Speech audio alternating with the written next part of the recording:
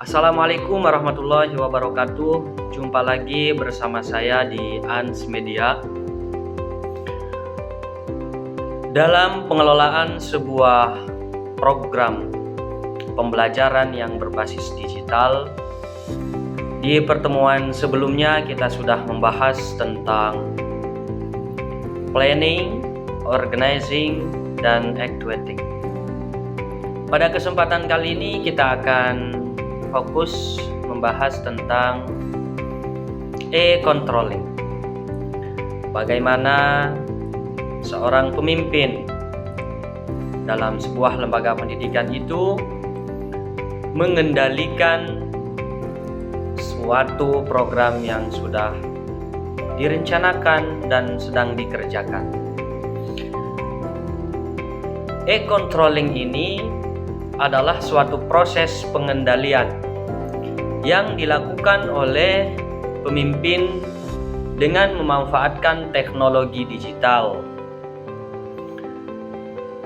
dan sistem informasi yang berbasis elektronik di dalam memantau, mengendalikan, dan mengevaluasi kinerja organisasi atau bawahan maupun kru-kru di dalam sebuah program kerja yang secara efektif dan efisien yang berdasarkan real time atau tepat waktu. Sebagaimana yang dikemukakan oleh seorang ilmuwan manajemen, Terry, bahwa siklus pengendalian itu ada 3 mekanisme. Yang pertama, menilai proses, kemudian yang kedua, menilai prestasi, dan yang ketiga, koreksi, yakni tindakan seorang pemimpin dalam mengkoreksi kinerja anggotanya. Ada 5 tugas utama seorang pemimpin atau seorang leader di era digitalisasi seperti saat sekarang ini. Yang pertama, seorang pemimpin dituntut untuk menyusun sistem pengendalian yang berbasis digital. Seorang pemimpin harus mampu menciptakan atau melahirkan hal baru, baik dalam sistem pelaksanaan maupun pengendalian dalam melaksanakan suatu program.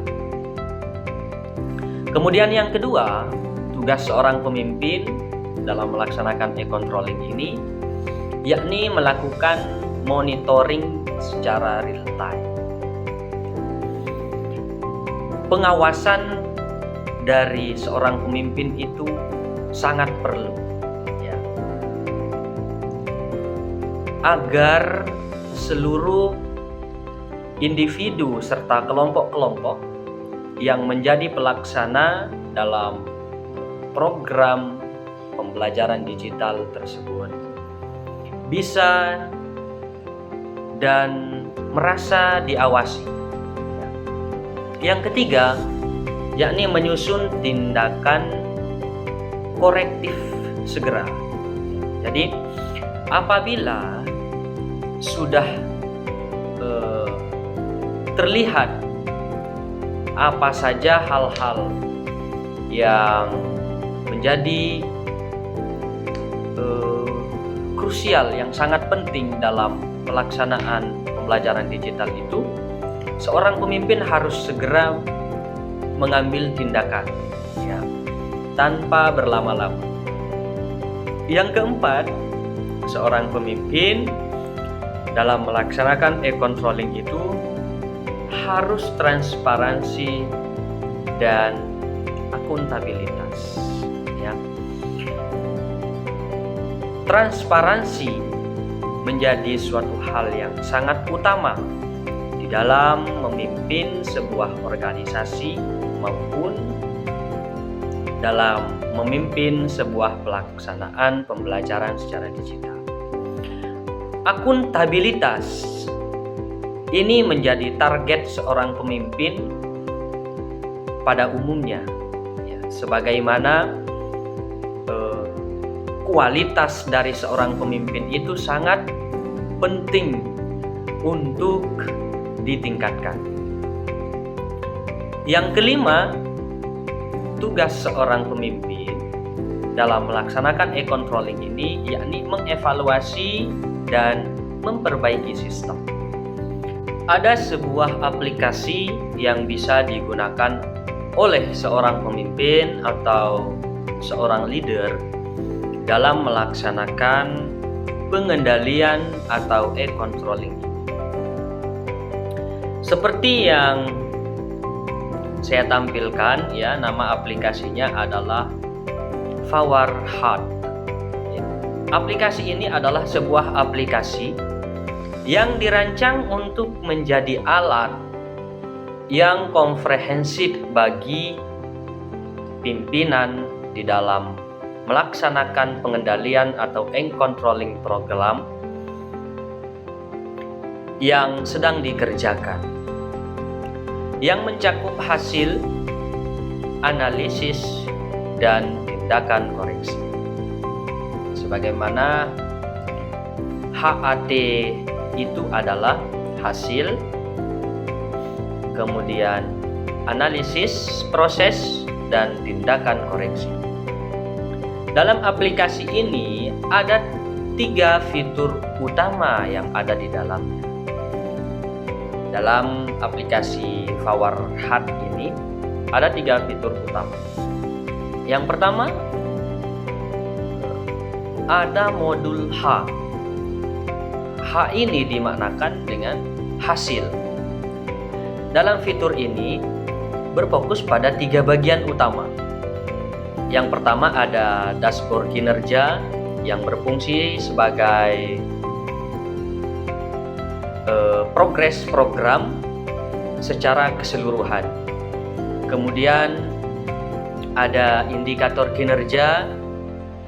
Indikator kinerja ini terdapat penentuan target-target kinerja yang jelas.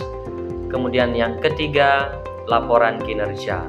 Pada laporan kinerja ini terdapat pembuatan laporan secara berkala, yakni dengan bisa secara harian, mingguan, maupun bulanan yang dapat di-generate secara otomatis. Itu di dalam modul H atau modul hasil.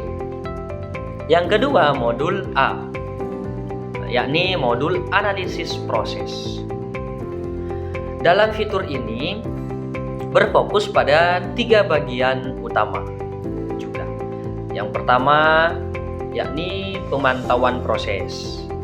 Pada bagian ini terdapat pelacakan secara otomatis atau pembaruan manual status, ya, di setiap tahapan. Misalnya dalam laporannya masih dalam proses atau sedang dikerjakan atau menunggu persetujuan dari pemimpin atau selesai dan seterusnya. Yang kedua, identifikasi. Dalam identifikasi ini bisa seorang pemimpin bisa mengetahui dalam kinerja individu maupun kelompok atau kru di bawahan kita, itu bisa kita identifikasi waktu pelaksanaannya atau keterlambatannya. Pada bagian ini sistem akan memberikan notifikasi secara otomatis apabila waktu proses melebihi batas waktu yang sudah ditetapkan pada indikator kinerja, ya, di modul H di atas. Nah, yang ketiga ada kepatuhan proses. Ya. Pada bagian ini berfokus pada kepastian setiap tahapan proses memenuhi standar atau regulasi yang sudah ditetapkan. Nah, yang ketiga terdapat modul T, yakni tindakan koreksi dari seorang pemimpin. Dalam fitur ini ada dua bagian utama yang bisa diakses. Yang pertama, mengevaluasi sistem. Jadi seorang pemimpin pada fitur modul T ini bisa mengevaluasi sistem, apakah sudah berjalan lancar atau terdapat hal-hal yang harus ditingkatkan lagi oleh para anggota pelaksana, baik itu individu maupun kelompok dan seterusnya. Yang kedua, modul T ini menyiapkan penugasan dan tindakan. Nah, jadi pada bagian ini pemimpin akan menugaskan individu atau kelompok dengan batas waktu yang jelas. Itu 3 fitur yang disiapkan dalam aplikasi PowerHAT atau HAT yang disingkat dari hasil analisis proses dan tindakan koreksi. Nah, kenapa harus aplikasi PowerHAT? 5 pokok poin penting aplikasi PowerHAT ini dalam membantu pelaksanaan e-controlling dari seorang pemimpin atau leader. Yang pertama, meningkatkan visibilitas pemimpin. Kemudian yang kedua, transparansi program. Yang ketiga, pengambilan keputusan yang berbasis data. Yang keempat, real time, tepat waktu. Yang kelima, efisiensi dan akuntabilitas. Itu kelebihan-kelebihan dari aplikasi PowerHAT ini yang bisa diaplikasikan oleh seorang pemimpin dalam melaksanakan e-controlling di sebuah program pendidikan yang berbasis digital maupun pelaksanaan program-program organisasi. Itu saja pertemuan kita pada video kali ini. Semoga bermanfaat dan Assalamualaikum warahmatullahi wabarakatuh.